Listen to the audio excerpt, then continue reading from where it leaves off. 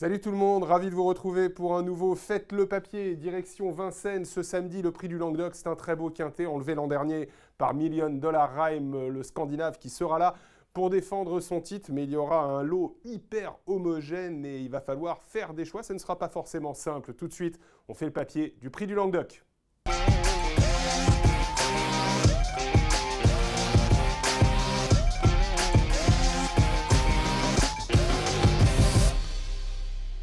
Et avant de rentrer dans le vif du sujet, n'oubliez pas de nous suivre sur tous nos réseaux, de liker ce programme s'il vous plaît, de vous abonner à notre chaîne YouTube et activer la cloche. N'oubliez pas, c'est quelque part sur votre écran YouTube. Le prix du Languedoc, donc 2850 mètres sur la grande piste. Évidemment, je vous le disais, Million Dollar Rhyme, lauréat de cette course pour ses débuts sur notre sol l'an dernier, sera présent pour défendre son titre, mais il aura fort à faire car il va affronter un lot de premier plan. Il y a 3 Jean-Michel Bazir au départ. Le plus joué d'entre eux sera sûrement Élite Beaufour, qui pourrait être le favori de cette épreuve. Élite Beaufour, qui le 9 novembre a renoué avec la victoire. Je vous entoure le 9 novembre parce que c'est très très rapproché. Ce n'est pas dans les habitudes de son entraîneur de faire courir des chevaux de ce calibre à 4 jours. Il court à 4 jours. Élite Beaufour, il a gagné mardi. On va regarder comment ça s'est passé dans une course particulière, une course réservée aux apprentis et la jockey, un peu le prix d'Amérique des apprentis. C'est Gabriel Montulé qui le drivait. Il a gagné sa première course à Vincennes. Vous voyez qu'il ne s'est pas trop intéressé à la course au début. Il est venu à 4-5 épaisseurs en face et puis ensuite, il a assuré le tournant et il s'est détaché pour finir. Bon, dans un lot, il faut bien le dire, qui n'a absolument rien à voir. Les adversaires qu'il battait, Duxor de Guez, Blues d'Ourville, n'auraient pas vraiment de chance dans ce prix du Languedoc. Mais néanmoins, Élite Beaufour a montré qu'il était vraiment sur la pente ascendante et c'est un cheval qui a des titres sur la grande piste. Après sa victoire dans la clôture du GNT 2020, il avait gagné sur ce parcours 2850 mètres grande piste en 1:13:1. La ligne était bonne, hein, et Lutte Dompierre a été en vue dans le premier quintet de l'hiver. Duel du Gers, c'est un cheval qu'on connaît très bien et qui est un cheval de très gros quintet. Néanmoins, Élite Beaufour affrontera vraisemblablement dans ce prix du Languedoc le lot le plus fort qu'il ait eu à affronter sur la grande piste et il faudra sûrement aller plus vite que 1:13:1, mais c'est un cheval très solide, préparé pour ça et qui est sur la montante. Tchakotzaz, c'est un bon cheval, un peu limite en qualité. Ferré, a priori, ce deuxième Bazir, on va pouvoir l'écarter. On ne va évidemment pas écarter Rebel Amateurs, qui est une jument qu'on connaît bien. C'est une jument un peu spéciale, un peu caractérielle. Quand elle peut pister, elle peut finir très très vite. Elle est très bien en ce moment. Et la dernière fois, sur ce parcours de 2850 mètres grande piste, c'était mercredi dernier dans le prix des Cévennes, le premier gros morceau du meeting. Elle a été piégée dans une course sans train. Ils sont passés en 17 au pied de la montée. Elle a longtemps attendu Rebel Amateurs dans une course qui n'a absolument pas avancé sous l'impulsion de Chickajoud. Par contre, elle a fait un très beau bout juste avant l'intersection des pistes. Mais évidemment, quand vous venez en 3e épaisseur comme ça face à des chevaux qui n'ont rien fait, des Chickajoud, ça vous repart sous le nez, des fakirs de l'euro. Néanmoins, la course de Rebel Amateurs était très bonne car après ce violent effort, elle n'a été finalement battue que par un finisseur, ce Bello Romain. Elle a réussi à contenir les autres. Cette course était donc une très belle course et Rebel Amateurs confirmait sa grande forme du moment puisqu'elle venait d'échouer à 2 reprises, que ce soit à Beaumont-de-Lomagne face à Clean Game ou toujours face à Clean Game à Amiens, corde à droite. Mais c'est une jument qui est vraiment tout parcours Rebel Amateurs. C'est simplement une question de disposition avec elle et elle est vraiment très bien en ce moment. Ça serait très décevant de ne pas la voir faire l'arrivée. Il y a 3 Jean-Michel Bazir, mais le fiston Nicolas aura une partante également, c'est Kalina. Kalina, qui est une jument qu'on considère peut-être davantage comme une jument de piste plate et une pisteuse piste plate, mais qui a déjà des titres grande piste. On va y revenir. Kalina qui vient de bien courir dans une course qui n'était pas vraiment son objectif. Regardez, elle est ici, c'est la toque jaune. Elle ne va jamais trouver l'ouverture dans cette belle course lavalloise qui se dispute le 1er novembre, qui est une course qui est un tremplin pour les belles joutes du meeting d'hiver, les beaux quintés de l'hiver. Regardez comment elle finit, Kalina numéro 11. Vous avez vu cette fin de course.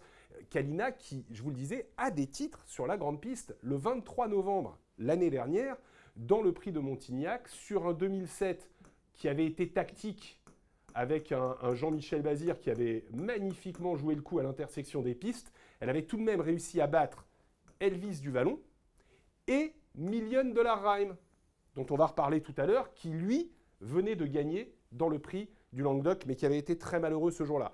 Tout ça pour dire que Kalina arrive en belle forme, elle est sur la montante, Elle a eu une bonne course pour le moral la dernière fois. La grande piste, a priori, ne lui pose pas de problème, même si elle est encore un peu plus efficace piste plate. C'est juste une question de parcours avec elle. Il faut pister. Et si elle peut pister, elle peut très bien se défendre. Million Dollar Rhyme, donc le tenant du titre, je vous en parlais. D'abord, notez qu'il a couru ces derniers temps en Suède de façon correcte. Il sera drivé par Björn Goop, Million Dollar Rhyme. C'est toujours Frédéric Larsson qui l'entraîne. Il a donc gagné ce prix du Languedoc l'année dernière avec un parcours formidable. Regardez qu'il battait quand même ce Bello-Romain. C'était il y a donc un an, jour pour jour quasiment, dans ce prix du Languedoc 2020. Le parcours avait été extraordinaire. Il est ici, Million Dollar Rhyme. C'est Eric Raffin qui le drivait. Et il a suivi ce Bello-Romain qui s'était décalé en montant. Il l'a suivi toute la ligne droite. Ce Bello-Romain a fait plus d'efforts. Et Million Dollar Rhyme, dans les 200 derniers mètres, trouve l'ouverture, peut s'infiltrer à la corde et vient dominer sur le poteau ce Bello-Romain. Ça s'était vraiment passé ce jour-là comme dans un rêve.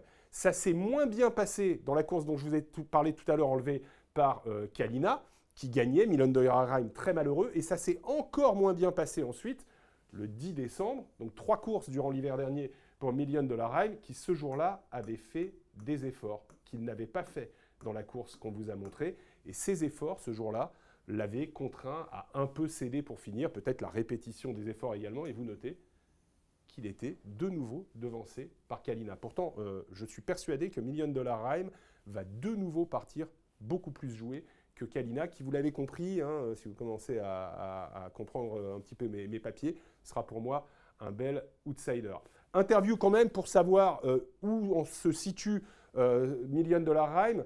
C'est Arthur Leportier, qui est le lad de l'écurie de Frédéric Larsson et qui s'occupe, un premier garçon, et qui s'occupe de Million Dollar Rhyme, qui nous donne des nouvelles. Suite à ses sorties françaises de la fin de l'année, Million Dollar Rhyme a profité de vacances.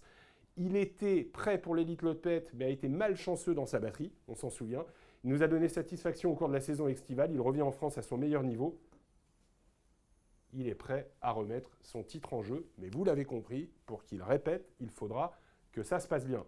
On reste dans le haut du tableau, dans une course où on verra Calo Crown déférer des 4 pieds. C'est un cheval entraîné par Thomas Malmquist, qui aura également ExpressJet, hyper régulier. Il vient très bien se défendre à Feur face à Duel du Gers. Il a des titres sur la grande piste. Il s'est très bien comporté cet été, battant notamment Fairywood, qui sera l'une des favorites. On va en reparler tout à l'heure. Calo Crown, bon, ce jour-là, il y avait quelques circonstances favorables quand même. Il n'a pas de marge, clairement. S'il est 5e, 4-5e de cette course, il aura fait son boulot, mais il fait partie des chevaux qu'on va pouvoir glisser dans un champ réduit. Fairywood, donc. Fairywood qui vient de courir à Caen, le 23 octobre, sur une distance très particulière. 2 tours de piste à Caen, 4400 mètres, c'est souvent très tactique. En plus, elle est moins droitière, Fairywood.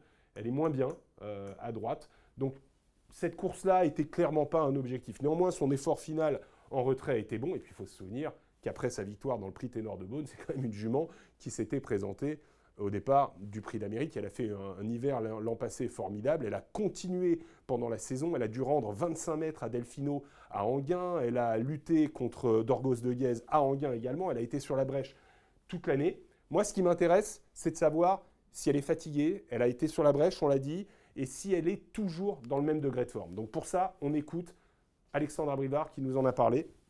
Fairywood était en chaleur à Caen le 23 octobre. Ce jour-là, j'avais le gaz, mais elle est restée collée dans une main, donc un peu moins bien corde à droite. Ses sorties restent tout de même correctes. Elle fait face samedi à l'un de ses plus beaux engagements de l'hiver. Si elle peut se faire ramener dans une course rythmée, elle ne devrait pas taper loin. Mais moi, ce que je regarde, c'est ses plus beaux engagements de l'hiver. Ça veut dire, en gros, que difficile de savoir ce qu'elle va faire pendant cet hiver, si elle va être aussi performante que l'an passé. Mais cette course-là, d'emblée, a été cochée par son entourage, donc obligé de faire une grande confiance à Fairywood, qui peut même gagner si ça se passe bien. C'est super jument. Un super hongre au départ, Firecracker, c'est le plus rapide sur le parcours qui nous intéresse, 1:11,9.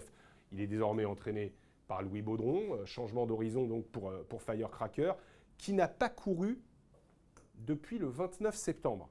29 septembre, donc ça fait à peu près 45 jours d'absence. C'est quand même un truc, moi, qui m'embête un petit peu. Cette sortie était remarquable. À Argentan, il s'imposait dans l'étape du GNT. C'est un cheval qui, sur les 2008 de la grande piste, a déjà gagné 5 fois. Il a gagné 10 fois sur les parcours de tenue de la grande piste. On le connaît, c'est un rouleau compresseur. Alors, il ne peut plus forcément faire ce qu'il faisait en début de carrière, c'est-à-dire prendre 50 mètres d'avance et vivre là-dessus. Il est obligé de pianoter un peu plus. Mais ce jour-là, il battait Elvis du Vallon dans une course magnifique. En allant devant, vous voyez, en étant très régulier dans son train, mais en n'étant pas détaché des autres. Regardez Elvis du Vallon, qu'on va retrouver également aujourd'hui dans ce prix du Languedoc ce samedi, qui faisait les meilleurs derniers 500 en 1,79. Et il refaisait du terrain sur Firecracker, qui avait fait la différence et qui avait eu le mérite de faire la différence un peu plus tôt. Firecracker, Elvis du Vallon. Donc Elvis du Vallon, qui lui n'a pas couru depuis sa tentative du mois d'octobre à Gelsenkirchen. Bon, c'est une course un peu spéciale. Son entraîneur Charles Cuillet nous a dit qu'il n'avait pas pu le harnacher comme il le fait en France parce qu'il y avait certains petits trucs d'harnachement qui étaient interdits. En plus, ça a été une course hyper tactique. La course d'Elvis du Vallon n'était pas facile. Il est venu sur des chevaux un peu comme Rebel Amateurs qu'on a vu tout à l'heure qui n'avaient rien fait de la course. Moi, je préfère me baser donc sur la course qu'on a vue où il est deuxième de Firecracker et puis sur cette course le 27 juin, après la course de Firecracker où il dominait toujours sur 2850 mètres, toujours dans un super chrono. Hein. Il a fait 2 fois 11-9 Firecracker d'affilée pendant l'été sur le parcours. Il dominait Domino Della, il dominait Carnaval du Villiers, qui sont des chevaux hyper solides dans les quintés. C'est lui aussi un cheval hyper solide. Il n'y a plus trop de marge peut-être pour viser la victoire, mais pourquoi pas après tout si ça se passe vraiment très bien, qu'il y a du rythme et qu'il peut placer sa pointe. Cache du Rib, bon, Ferré, c'est sûr, mais c'est surtout la grande piste. Cache du Rib, c'est pas tout son truc. Je suis pas persuadé que ce cheval sur la grande piste soit capable de faire l'arrivée dans une course de ce niveau-là. Wild Love est une super jument, mais elle se présente ferrée. Et j'ai l'impression qu'à ce niveau de compétition face à des concurrents hyper affûtés, ça peut être quand même rédhibitoire. Même si ce jour-là, on se souvient, bon, elle était déférée des 4, c'est pour vous dire qu'il faudra quand même regarder son comportement pour l'avenir. Elle était encore à la lutte pour la victoire quand elle s'est un peu déréglée et elle aurait à coup sûr été dans le couplet si elle n'avait pas été victime de problèmes d'allure pour finir. Elle a été disqualifiée après enquête. C'était quand même Violette Jet, Jerry Mom, Ferrywood. Mais bon, on l'a vu, ferré. On regarde quand même pour la suite du meeting Wild Love. La question que je me pose sur Express Jet, c'est est-ce qu'il est toujours aussi mordant grande piste? C'est un cheval qui a des titres exceptionnels. Hein. Il a été à l'arrivée du Critérium des 4 ans sur ce parcours. Mais bon, ses dernières sorties grande piste qui ont été assez espacées ont montré qu'il était peut-être plus là sur son parcours de prédilection.